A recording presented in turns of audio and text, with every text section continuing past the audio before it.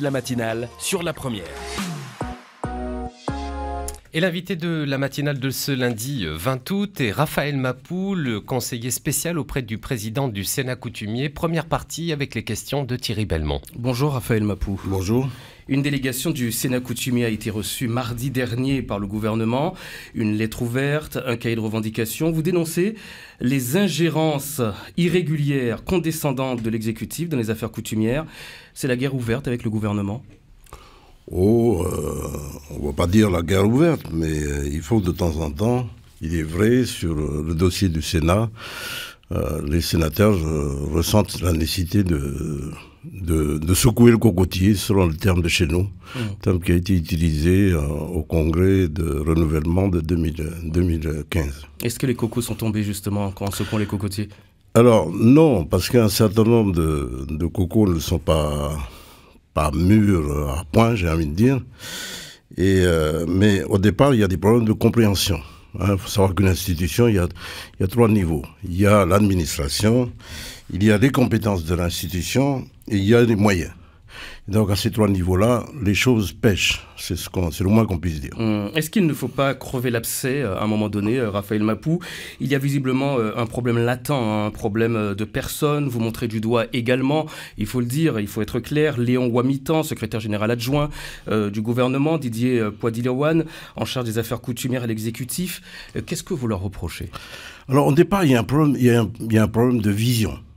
Comment les élus voient les institutions coutumières.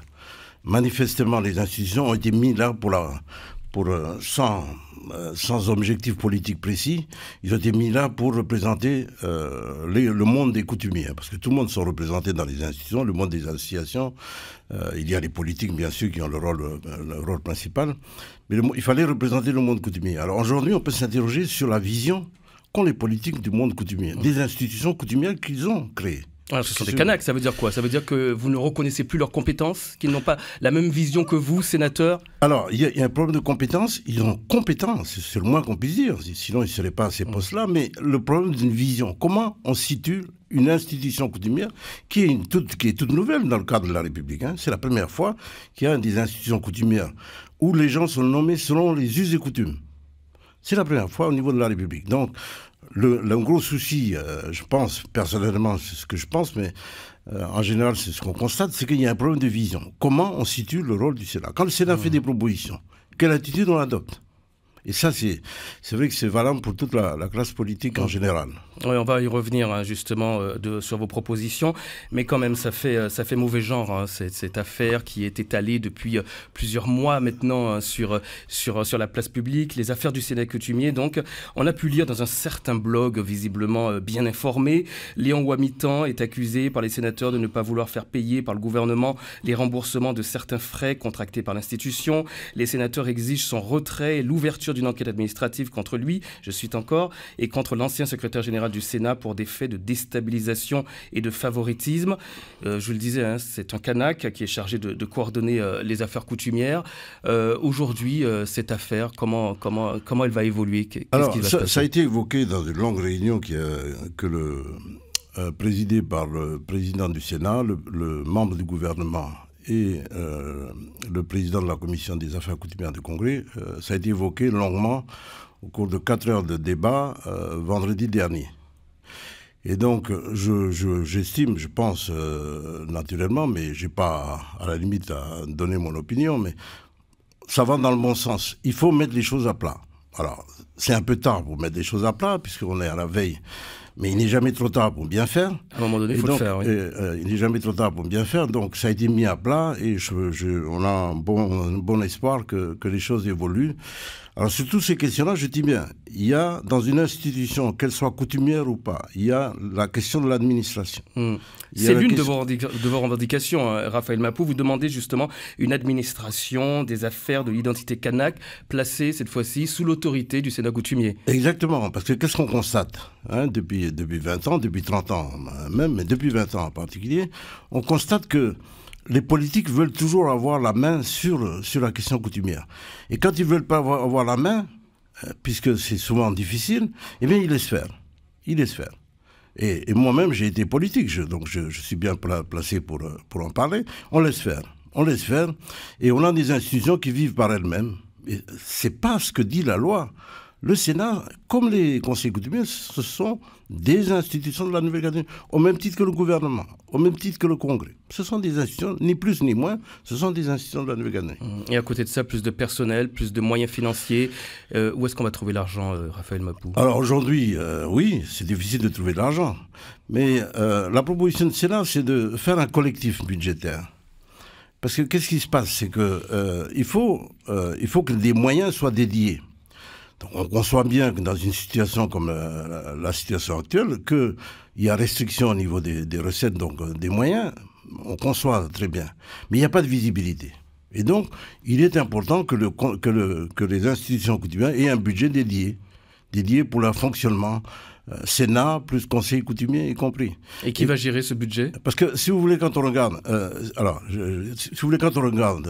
quand on sait faire les additions, quand on regarde justement le budget qui est consacré au domaine de la coutume, alors quand on parle de domaine de la coutume, on intègre aussi l'ALK, on intègre aussi la DCK, on intègre tous les structures, établissements publics qui ont été mis en place pour exprimer ce qu'est l'identité kanak.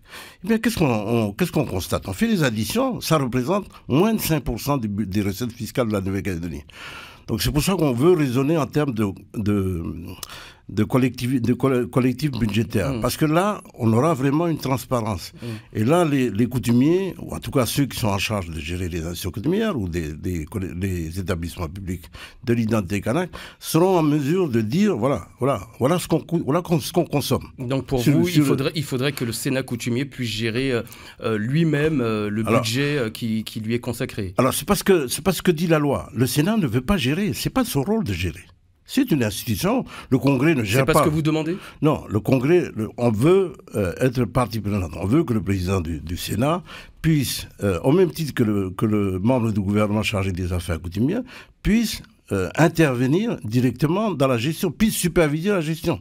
Il y a des conseils d'administration, il y a des responsabilités qui sont assignées par arrêté, et donc on veut que le président du Sénat, comme les présidents des aires, puissent avoir voix délibérative concernant un certain nombre de moyens de gestion. Que vous a répondu le gouvernement quand vous avez déposé le cahier de revendication? Alors, pour le moment, je ne fais qu'expliquer un cahier de revendication qui exprime, qui condense, enfin, qui récapitule, si vous voulez, un certain nombre de griefs qui sont faits, mais il faut ouvrir les discussions sérieusement. Du côté du gouvernement, on a souligné que les troubles qui empoisonnent depuis plus de 2 ans la vie du Sénat sont surtout dus, et on se répète à nouveau, mais c'est peut-être aussi le fond du problème, dû à des mésententes entre les aires. Il y a eu, Raphaël Mapou, cette mésentente dans le principe de la présidence tournante. Pour certains, c'est le représentant de Marais qui aurait dû être désigné. Les 13 sénateurs de Nouville ont préféré choisir celui de Djéou, donc Pascal Siazé, qui est en place actuellement. Tout cela autour de l'affaire Jean-Luc Maillet, dont vous avez obtenu de la justice le renvoi. Est-ce qu'aujourd'hui, il y a apaisement dans toute cette affaire? Alors, on souhaite, tout le monde souhaite qu'il y ait apaisement, hein, ça n'a plus de sens. Jean-Luc Maillet, alors pour ne pas le citer, c'est le secrétaire général sortant, mais dans toutes les administrations, qu'est-ce qui se passe? Quand le chef, quand le président n'est pas d'accord avec son secrétaire général, qu'est-ce qu'il fait? Ben, il demande son renvoi ou il demande sa réaffectation. C'est ce qui s'est passé depuis 2016, je le rappelle quand même. Et donc, on a tergiversé, on a utilisé les uns et les autres, je ne sais pas qui, mais on a discutaillé.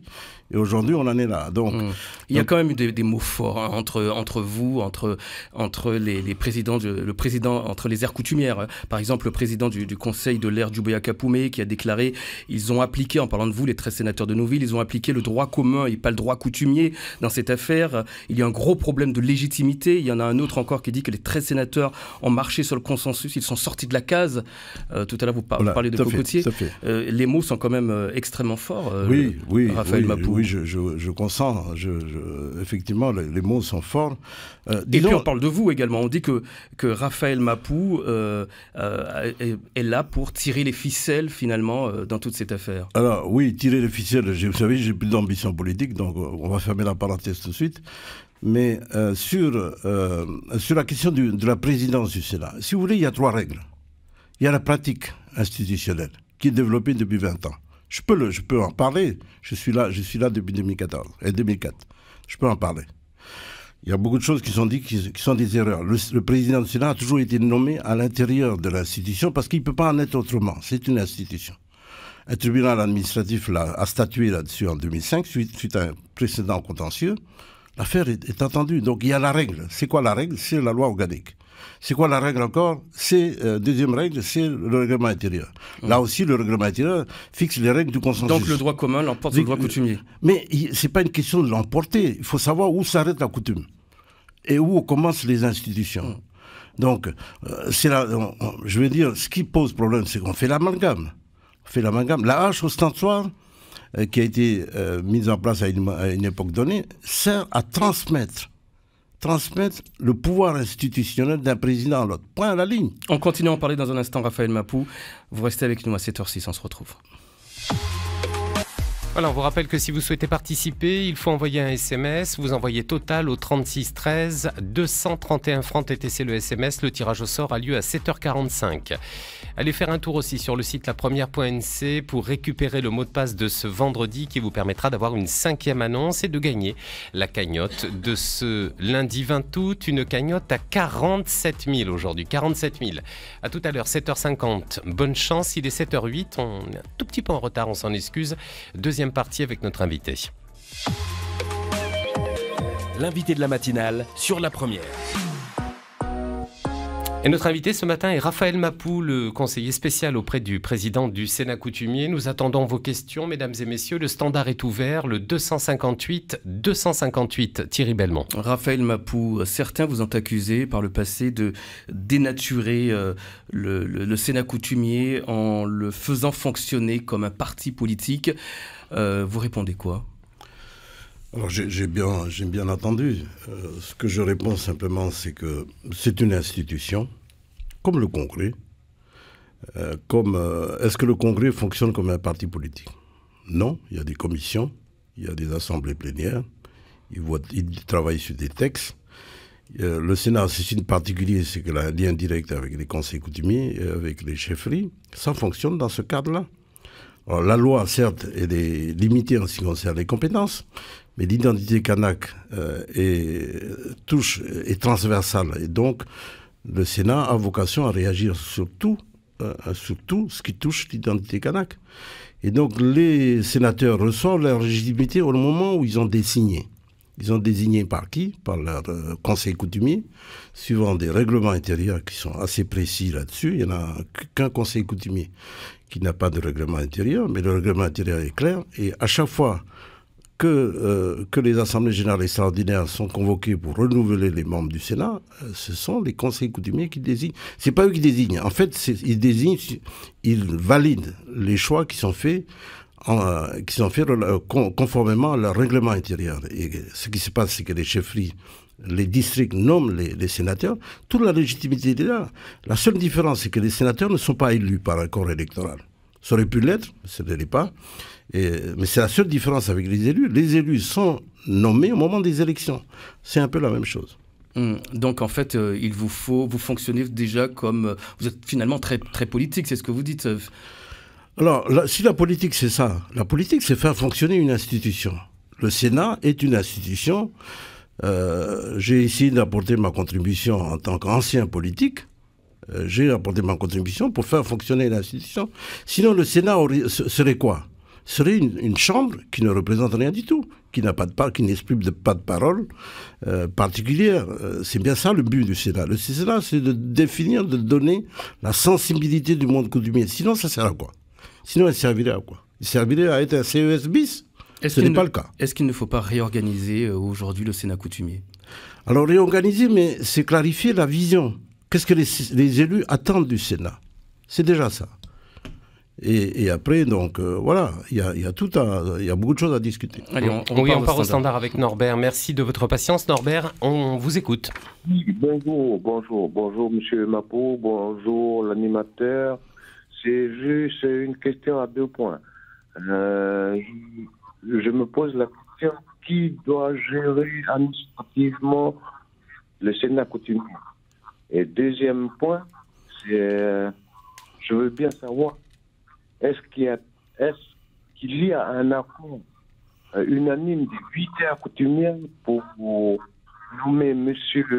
Mapou comme conseiller spécial du Sénat coutumier, du président du Sénat coutumier. Merci. Bonne journée à vous. Merci beaucoup Norbert. On vous répond, Raphaël Mapou. Alors, sur le deuxième point, soyons clairs, je suis nommé par les présidents successifs. Le jour où ils décident de me voir partir, comme tout conseiller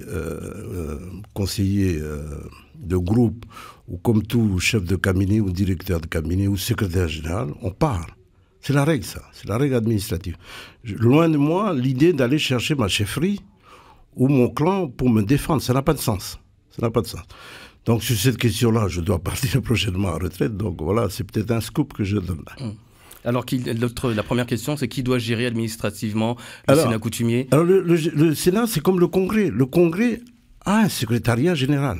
Le Congrès a une cinquantaine de personnes qui travaillent pour le Congrès. Et ils sont sous la responsabilité d'un secrétaire général, lequel est sous la responsabilité directe du président. Voilà, ça ne va pas plus loin.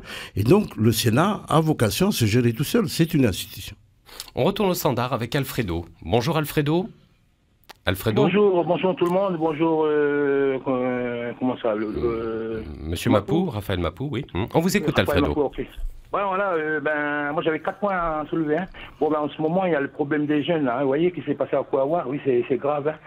Ceci veut dire, voilà, dans les instances coutumières, que voilà, il faut mettre en considération les jeunes, vous voyez. Même au Sénat coutumier, c'est pareil aussi. On voit les jeunes, ils voient d'un mauvais œil là qui se passe au Sénat coutumier en ce moment. Hein. Ça, c'est pas très catholique qui se passe au Sénat coutumier.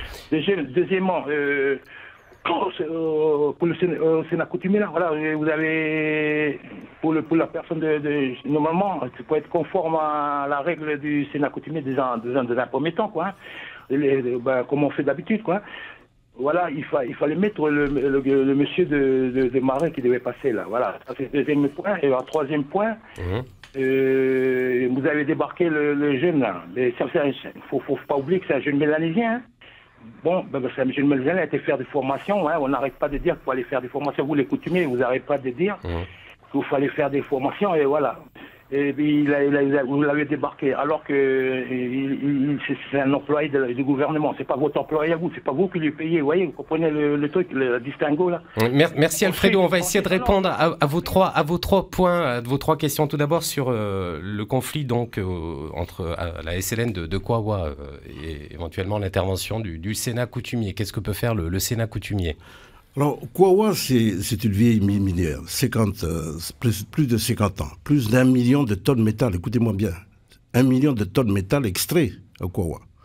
Kouawa, comment à un moment donné Kouawa se repositionne, comment la SLN repositionne Kouawa comme Tio, comme les anciens centres miniers dans une perspective de développement durable. La question reste posée.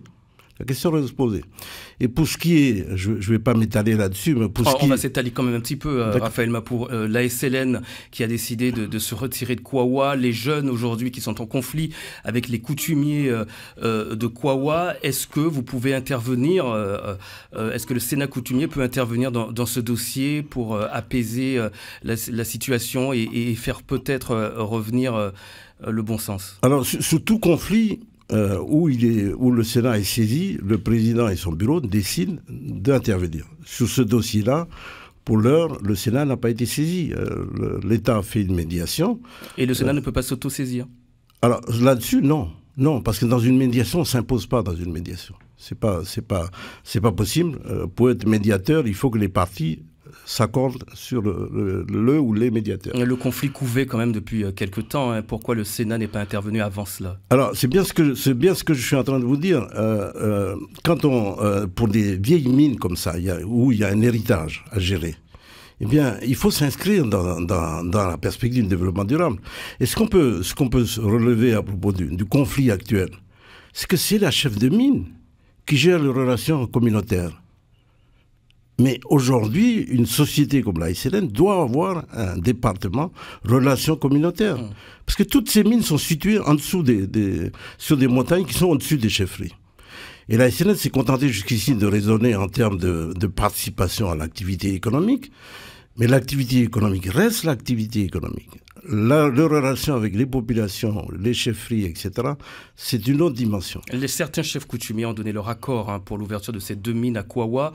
Les jeunes, eux, ne sont pas d'accord, parlent de problèmes environnementaux. Est-ce qu'il n'y a pas un fossé, c'est la question qui se pose régulièrement, entre les coutumiers et les jeunes? Alors, ce que je réponds, c'est qu'on n'a pas tous les éléments. Hein, les coutumiers disent eux-mêmes... Oui, ça reste confus, oui. Les coutumiers disent eux-mêmes, sur tous les points qui ont été évoqués, certains points ont été validés par la SNL, d'autres n'ont pas été validés. Quels sont ces points-là? C'est la grosse question qu'on se pose. Et c'est le rôle de la médiation de mettre au clair tout ça. Raphaël Mapou, merci beaucoup. Je rappelle que vous avez été élevé il y a quelque temps au rang de docteur en droit public, puisque vous avez défendu votre thèse il y a quelque temps à Nouméa. Merci d'être venu ce matin. Merci. Merci, monsieur Mapou. Il est